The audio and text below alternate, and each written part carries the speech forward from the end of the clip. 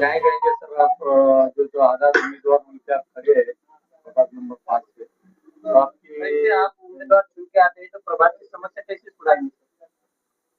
देखिए, मैं पिछले 22 साल से जो है एडवोकेट बोल के काम कर रहा हूँ डिस्ट्रिक्ट कोर्ट में। और आज तक मैंने जो भी काम किए वो प्रोफेशन कम समाज सेवा ज्यादा की है। मैं जिस प्रभाग से खड़ा हूँ इसमें 4 बड़े बड़े प्रभाग आते हैं जो अब एक प्रभाग हो चुके हैं। तो जैसे हमारे आरिफ कॉलोनी है, आरिफ कॉलोनी एक, जलाल कॉलोनी और हिलाल कॉलोनी, ये बस्तियां जो है औरंगाबाद के डेवलपमेंट प्लान जो बना है उसके अंदर फ्लड जोन में आ गई है। तो 200 से 250 घर ऐसे है कि जो रिजर्वेशन में चले गए। अब मेरा मानना ये है कि महानगर पालिका प्रशासन ने जो डेवलपमेंट प्लान बनाकर भेजा है उसमें पब्लिक रिप्रेजेंटेटिव का कोई योगदान नहीं है। तो नेक्स्ट 40 इयर्स के लिए हमारा जो डेवलपमेंट प्लान बना है वो पब्लिक तय करेंगी, पब्लिक रिप्रेजेंटेटिव तय करेंगे, ना कि प्रशासन। तो सबसे पहला जो काम है कि वो जो लोग है जो 250-300 घर जो फ्लड जोन में आ गए उससे उनको बाहर निकालना है।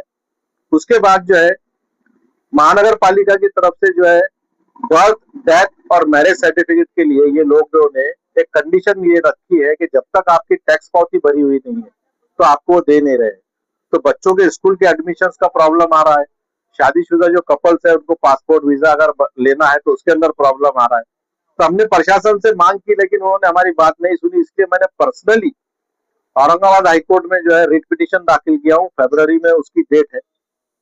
तो मेरे जो जो भी मामला है वो कोई किसी एक वार्ड के हद तक नहीं बल्कि जनहित में जो जो भी चीजें होगी मैं उसके लिए काम करूंगा। ये प्रभाग के अंदर रास्ते की भी बहुत समस्या है, पानी की समस्या है, उसकी तरफ कैसा देखते हैं?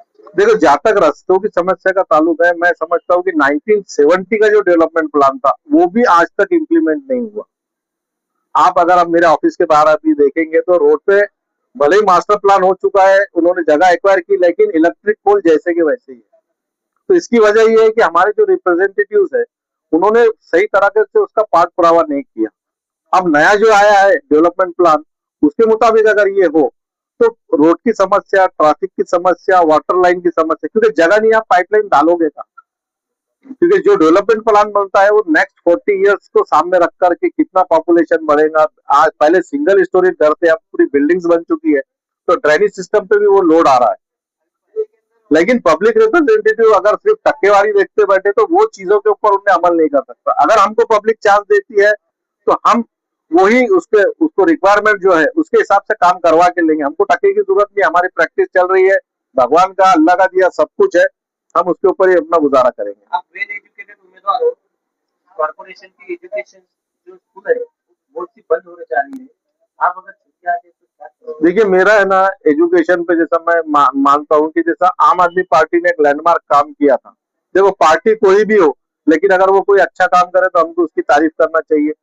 उस पैटर्न के ऊपर हम यहाँ मेहनत कर सकते हैं। अगर मुझे एजुकेशन में भी काम करने का चांस मिलता है अगर कारपोरेशन में जाने के बाद, तो मैं ये चाहूंगा कि मेरे बच्चों के लिए जैसा स्कूल मैंने सेलेक्ट किया है वैसा एक आम आदमी के लिए, गरीब के लिए भी वैसे ही स्कूल।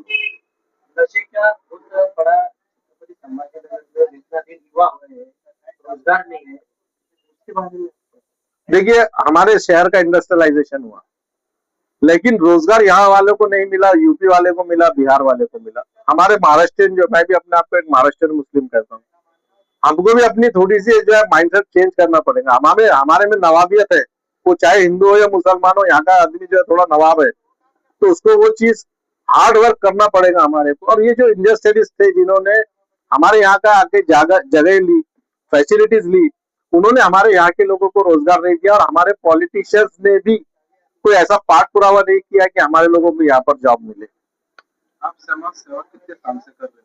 मैं समाज सेवा 1992 से कर रहा हूँ। मैं डॉक्टर रफीक जकरिया के साथ जनता दल में काम करता था, मैं वीपी सिंह की लीडरशिप में काम कर चुका हूँ, जॉर्ज फर्नांडिस, रामविलास पासवान, इन लोगों के साथ मुझे काम करने का मौका मिला है।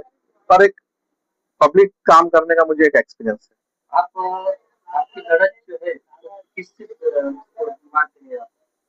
देखिए, अभी जो है ये जो प्रभाग है ये मुस्लिम डोमिनेटेड एरिया है, तो यहाँ पर जो है एमआईएम ने एक कैंडिडेट उतारा है, कांग्रेस से एक कैंडिडेट है और मैं अपक्ष हूँ। मेरे अलावा भी और सारे कैंडिडेट्स है लेकिन मैं ये मानता हूं कि मेरी लड़त नहीं, मैं पब्लिक से वोट मांगने के लिए आया हूं, मैं किसी से फाइट नहीं कर रहा हूं। यहाँ पर मैं फाइट कर रहा हूं पब्लिक से कि आप मुझे अपना रिप्रेजेंटेटिव चुने, मैं आपको रिजल्ट दूंगा। मतदारों को तुम आह्वान क्या करोगे?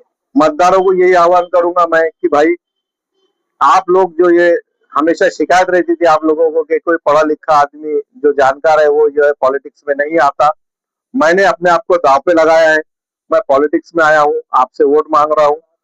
आप आपकी शिकायत मैं दूर करने की कोशिश कर रहा हूँ। Now it is your responsibility, अब आपकी जिम्मेदारी है कि अगर आप मुनासिब समझते हैं तो मुझको चुनकर दे, मैं आपके तमाम काम जो है, तमाम दुश्वारियां जो है उसको दूर करने की पूरी कोशिश करूंगा। आपकी निशानी बोलिए और आपका बटन नंबर बोलिए। देखिए मेरी निशानी जो है आपके पीछे हेलीकॉप्टर है और मेरा बटन नंबर 6 है। मैं 5 ओपन कैटेगरी से कैंडिडेट हूँ।